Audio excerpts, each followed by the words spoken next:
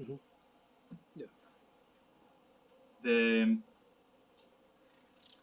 upcoming rules are the rules of idol worship and the prohibition and derivatives that are associated with the prohibition of idol worshipping.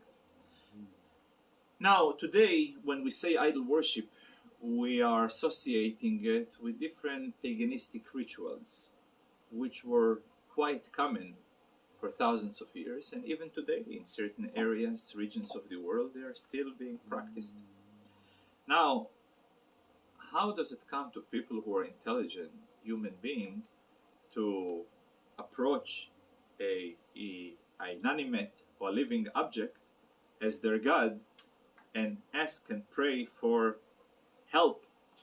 He says it was a development, it was an evolution, it was a process that took place generations, starting from the third generation from creation. Everybody knows Adam Harishon was created by God. He had a son, Shet, and he had a grandson by the name of Enosh. At the times of Enosh, the population of the world, which at that time were a few, maybe a few dozens of people, not even 100 people, who knows, and they made a big mistake. What was their mistake? Since they have noticed that God placed in the heaven such great, humongous creatures, that they have energy and power in comparison to us human beings. So obviously, and he positioned them in a very high place.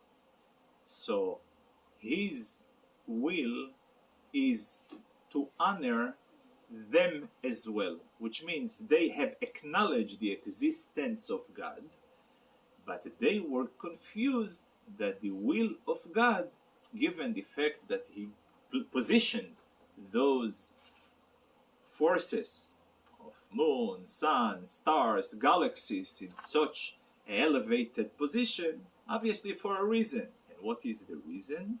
That to give them honor.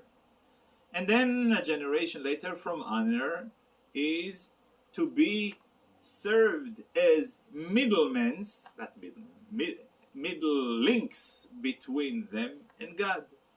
And over the years, while as more and more importance they were assigning to them, as less and less important they were assigning to God. And that's how slowly the name of God became forgotten in the minds of human beings. Of course, it was here and there a few individuals like Hanoch, Metushelach, that they were tzaddikim, but their influence upon the people in their times were very, very minimum. And that's how the Rambam defines the world was going ba'afela. Afela means in darkness.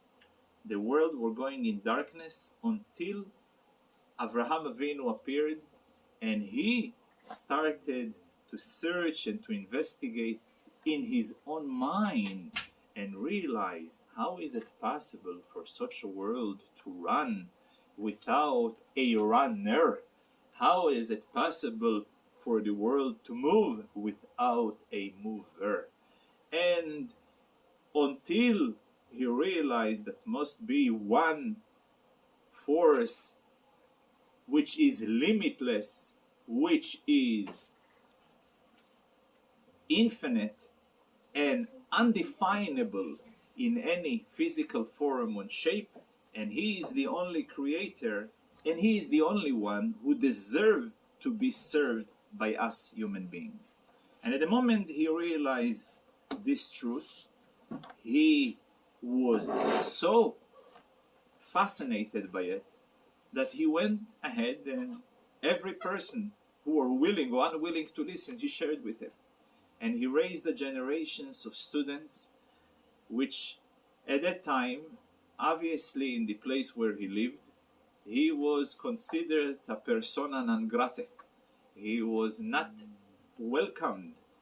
In fact, the king, which at that time was Nimrod, he was after him, Today we live in a time that it's very easy to relate. If somebody posts something that the big brother don't like, obviously immediately the response will be accordingly. So I guess just imagine that Avraham Avinu in his time, he was the greatest non grata in his time, and he was actually about to execute him, and he did. He threw him in the pit of fire. In a miraculous way, Avraham Avinu came out from there. And then he gave over his heritage, his teachings to his son Yitzchak, Isaac, and Isaac to Jacob, and so on and so forth. In Egypt, however, given the fact that they were surrounded by a culture that were promoting paganism, they were very good at it, the Egyptians. So given the fact that they were servants, they were slaves, so obviously they were influenced heavily by them.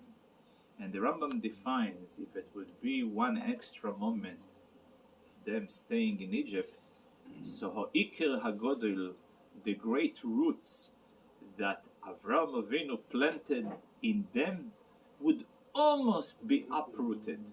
And in the last second, God took them out of Egypt and gave them the gift of the Torah and defined them as the chosen nation in order to be a testimony of the existence of God and teach to the rest of them and the rest of the world the principles of the Achdus Hashem, the unity of God, the believing God, the prohibition in idol worshipping.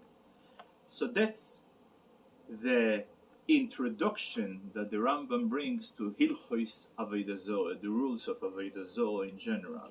Later on we'll see that Avodah Zorah, which is idol worshipping, loosely translated Avodah Zorah, is a foreign service, when a person serves a foreign entity outside of God. So there are many rules associated. We're going to go through it in Yirtzeh Hashem throughout the next week. In the meantime, I want to wish everybody Pesach Sameach, because today is Pesach Sheni. Tomorrow it is a custom to eat matzah by day in lunch. So always Pesach Sheni reminds us two messages. Message number one, that we always have a second chance. But lesson number two, the power and how effective a sincere protest, because when people sincerely ask Moshe Rabbeinu, Lama nigara, why should we be any different? So it was accompanied by a positive response of God. So the idea is a person should never be silent, and he feels uncomfortable, he should always ask for the order. Shabbat Shalom v'Chag Sameach.